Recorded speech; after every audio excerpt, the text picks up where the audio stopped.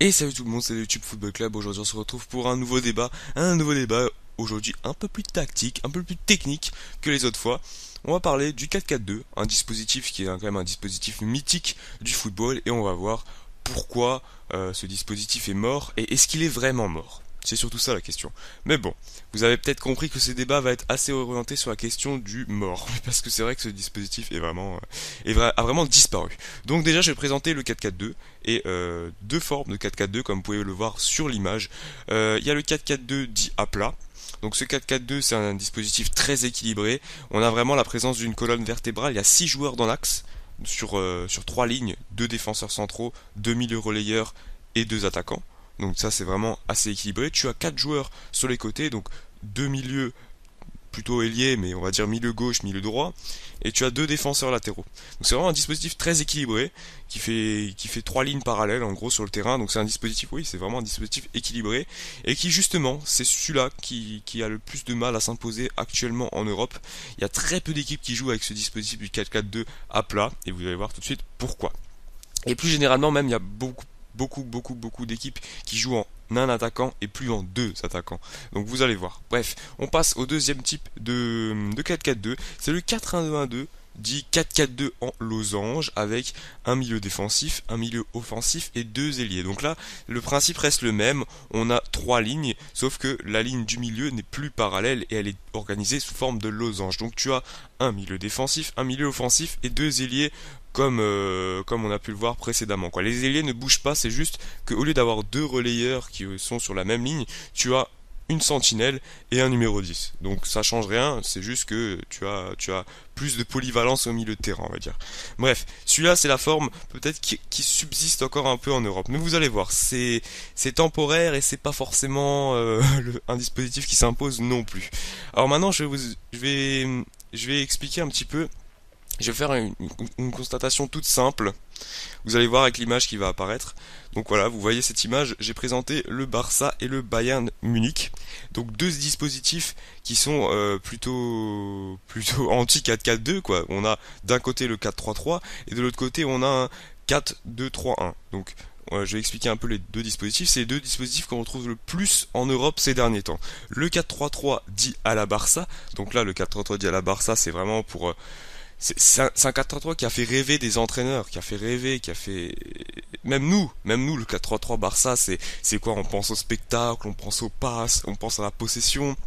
On pense à ce jeu à la catalane qui a fait fureur, ce jeu à la catalane. On le voit vainqueur de la C1 en 2009, 2011, champion d'Espagne à 3 reprises ces dernières années. Donc je me suis arrêté à une limite de 2009 quoi, vraiment, ou 2008, 2009. C'est à partir de là que le 4-3-3 a vraiment commencé à nous faire rêver, ce 4-3-3 à l'espagnol même, on peut le dire, qui maintenant inspire les entraîneurs. Regardez le PSG. Le PSG a copié, on va pas dire copier non plus, mais le PSG s'est bien inspiré du 4-3-3 à la Barça. Ça joue sur la possession, ça joue sur la récupération rapide de balle. Bon, c'est pas exactement la même identité de jeu que le Barça, mais ça reste dans l'esprit 4-3-3 à la Barça. Donc ce modèle de 4-3-3, il inspire des centaines d'entraîneurs et c'est vraiment le dispositif peut-être plus vraiment à la mode, parce que je dirais que le dispositif à la mode en ce moment c'est le 4-2-3-1, mais en tout cas il était à la mode jusqu'à l'année dernière, et c'est un dispositif qui forcément continue à inspirer. Liverpool joue en 4-3-3 par exemple, donc vraiment c'est un dispositif qui permet de bien jouer. Vous avez trois attaquants, dont deux ailiers, donc forcément ça joue bien, trois milieux de terrain pour bien conserver la balle, etc. etc. Donc c'est vraiment un bon dispositif qui est synonyme de spectacle, donc forcément on a pu assister à un petit déclin du 4-4-2 par rapport au 4-3-3. Mais ce qui a définitivement sonné le glas du 4-4-2, c'est peut-être l'ascension du 4-2-3-1 à la Bayern. Donc l'année dernière, le Bayern a fait un triplé historique, voire un quadruplé historique qui a marqué les esprits. Et ouais, regardez, vainqueurs de la C1 en 2013, ils ont été deux fois finalistes ces 4 dernières années. C'est vraiment énorme ce que le Bayern a fait avec ce dispositif-là. Et on va dire que c'est une sorte de 4-3-3, quoi. Le 4-2-3-1, c'est quoi?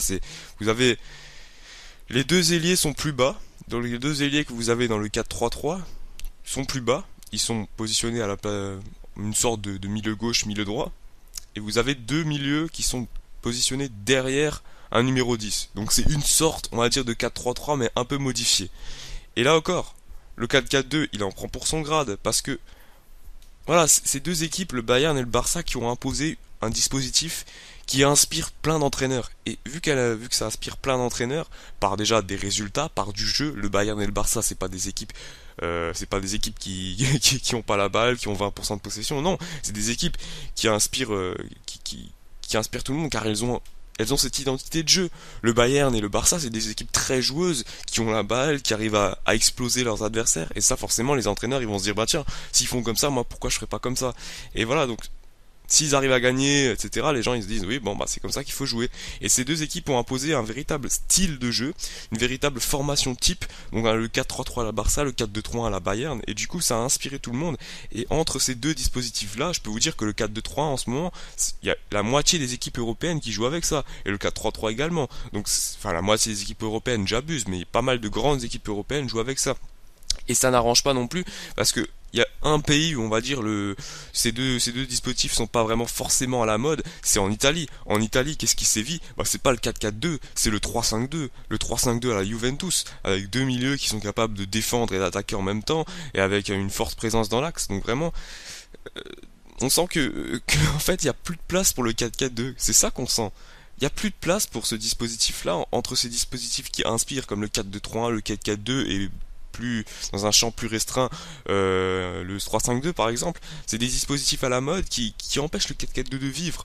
Et on sent que quand on parle de 4-4-2, on sent que les gens sont assez, ils disent ouais c'est plus la mode, le 4-4-2 c'est pas joueur, t'as que deux milieux de terrain, tu peux pas vraiment, parce qu'on associe le 4-4-2 à une vision plus rétro quoi, à une vision plus défensive. Alors on met des milieux assez travailleurs, tu vois, et non, c'est pas vraiment ça, c'est ouais, c'est une image très négative du 4-4-2 et maintenant on associe plutôt le 4-3-3 et le 4-2-3-1 à des images de dispositifs joueurs plutôt qu'un 4-4-2 et du coup forcément on s'y perd.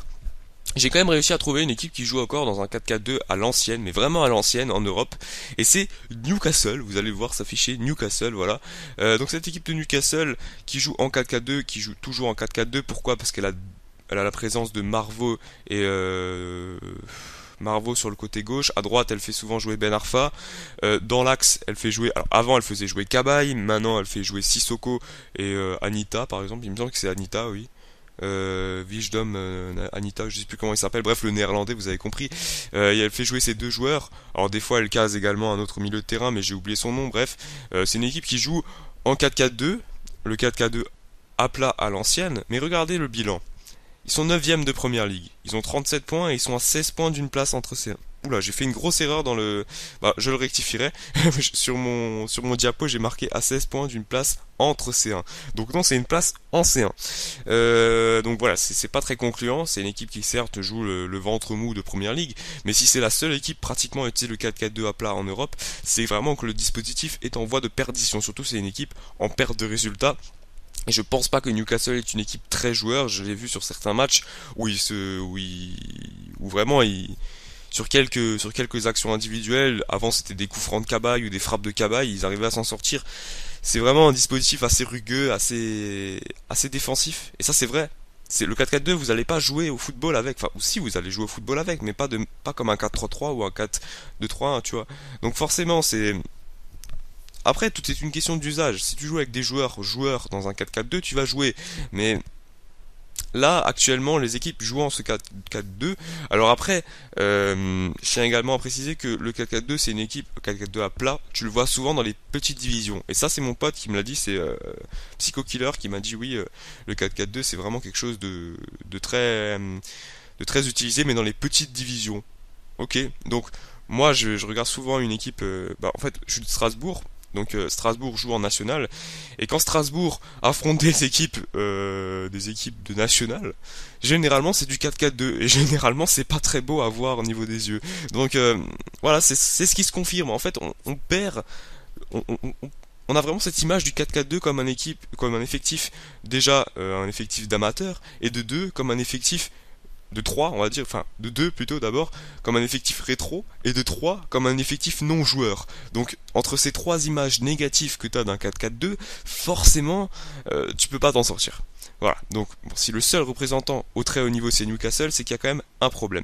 Et maintenant on va passer à une équipe qui joue, alors que vous connaissez sûrement, une équipe qui joue par contre cette fois-ci le 4-4-2 en losange, ou le 4-1-2-1-2, C'est Monaco. Monaco qui a débuté alors au début ils ont débuté avec un 4-2-3-1. Alors moi je pensais qu'ils l'avaient toujours. Bon, je suis désolé mais moi c'est ce que je pensais parce que je regarde pas très souvent Monaco et c'est vrai que contre Paris, ils avaient utilisé un 4-4-2 et c'est une équipe qui change beaucoup de dispositifs. Donc moi, je m'y retrouve plus trop. Mais c'est vrai qu'en y réfléchissant, ils jouent avec un 4-1-2-1-2 et un 4-4-1-2 assez intéressant. Donc vous avez la présence de deux attaquants. Bon, au début, c'était Rivière Falcao. Eux, c'était vraiment un effectif qui était presque obligatoire vu leur dispositif. Rames en meneur, sur les côtés tu pouvais mettre Ocampos, alors généralement ils mettaient, je sais pas s'ils mettaient Rames en meneur. Non, il me semble pas, il me semble que Moutinho était attends. Attends, là c'est une question, c'est une question intéressante, les gars. Éclairez-moi, je ne sais pas exactement qui mettait en numéro 10. Je sais pas si Rames jouait sur le côté et Ocampos sur un autre, ou si c'était Carrasco et... Non, il me semble que c'était Carrasco et Rames, donc Rames à droite. Enfin, ça change tellement que j'ai oublié. Des fois Rames meneur, des fois Rames à droite. Ensuite t'as Ocampos, pas Ocampos, pardon, Ferreira Carrasco. Milieu de terrain, il se débrouillait pour mettre Toulalan ou Kondogbia ou je ne sais quoi. Obadi également. Et en meneur, ça a tourné autour de Moutinho, etc., etc. Bref, c'est une équipe qui s'est imposée un peu à lui-même le 4-1-2-1-2 vu que c'était vraiment quelque chose qui était, qui était évident, limite vu l'effectif de Monaco. Mais c'est également une équipe qui a joué contre le Paris Saint-Germain en 4-4-2. Et son 4-4-2, le 4-4-2 monégasque, avec Moutinho, alors, attends, il y avait qui? Il me semble que Kondogbia était titulaire, il y avait Toulalan dans Alors, je suis en train de m'embrouiller. Je sais plus exactement qui jouait. Alors attendez, je vais juste vérifier parce que j'ai enregistré l'image. Je suis désolé les gars, mais je suis pas forcément fan de Monaco et donc du coup je connais pas exactement vu qu'en plus ils changent beaucoup de dispositifs. Oui voilà, donc l'effectif contre Monaco c'était Kondogbia Obadi, donc j'avais aucun bon, c'est pas grave. Kondogbia Obadi et... Oui, ça c'était le premier. Ça c'était la première journée. Lors de la première journée contre Paris, ils avaient aligné une sorte assez spécifique. Ouais, c'était une sorte de 4-4-2, mais plus un 4-1, un 4-4-1. 4-4-1-1, pardon. Ouais, en fait, non, je me suis trompé. C'est pas grave, les gars. Je recommence. Donc, oui, c'est un 4-1-2-1-2 à la base, mais contre Paris, ils avaient aligné un 4-4-2 avec, il me semble qu'il y avait Kondogbia, Toulalan, et sur les côtés, on avait du Rames, on avait du Ocampos, il me semble. Enfin bref, c'était un peu compliqué, je suis désolé, je m'embrouille un peu les pinceaux, je connais pas vraiment Monaco et vu qu'ils changent beaucoup de dispositifs, j'ai un peu du mal à m'y retrouver, donc je suis désolé, mais je suis pratiquement sûr, et en tout cas mes potes m'ont confirmé qu'ils jouent en 4-1-2-1-2, donc c'est un exemple un peu plus moderne, mais ça reste l'une des seules équipes en 4-1-2-1-2 ou 4-4-2 en losange. Donc ça montre bien que le 4-4-2 est vraiment en déclin en Europe. Et si vous avez que deux équipes au très très haut niveau qui ont ce dispositif comme... je parle pas des équipes qui jouent une fois un match en 4-4-2 ou en 4-1-2-1-2. Non, je parle des équipes qui l'ont inscrit comme dispositif type. Et encore Monaco c'est pas type, parce que comme dit, ils changent. Ils changent des fois leur 4-4-2. Donc voilà. Et on va passer un exemple un peu plus moderne de 4-4-2, c'est le 4-2-4, 4-2-4, n'importe quoi, c'est le 4-2-2-2-2. Je dis beaucoup de fois 2, c'est le 4-2-2-2, voilà, 4-2-2-2. Et est-ce que c'est un 4-4-2 moderne? Ça, c'est la question que je vous pose, parce que moi, je trouve vraiment que ce 4-4-2, alors c'est pas cette sorte de 4-4-2, est vraiment une sorte assez intéressante de 4-4-2, parce qu'elle permet de faire une sorte de petit mixte entre un dispositif 4-3-3 et un dispositif 4-4-2. Pourquoi? Vous avez les milieux qui sont assez hauts, les milieux gauche, donc les ailiers quoi, ils sont assez hauts. Tu as des attaquants qui sont comme dans un 4-4-2, donc tu as deux attaquants. Tu as une ligne de deux relayeurs, donc tu as deux relayeurs, deux ailiers et deux buteurs. Sauf que les ailiers sont un peu plus hauts. Et ça, c'est peut-être une forme intéressante. Alors forcément, ton dispositif va être beaucoup plus offensif, mais ça peut être une sorte de 4-3-3 parce que si on y réfléchit bien, la seule différence c'est que tu joues avec deux attaquants de pointe et deux relayeurs. Mais du coup, tu as quand même deux ailiers qui sont assez hauts. Et ça peut être une forme intéressante d'un mix entre un 4-3-3 et un 4-4-2. Moi, c'est ce que je pense. Et en tout cas, l'Atlético l'utilise. C'est pour ça que j'ai mis le logo de l'Atlético. Avec Thuram, Coquet en ailier. Ça se passe vraiment bien. Ils sont deux, ils sont troisième à ex-aequo avec le deuxième et le premier en Liga. Donc ça se passe plutôt bien, je trouve, et c'est un dispositif qui, à l'avenir, peut être étudié.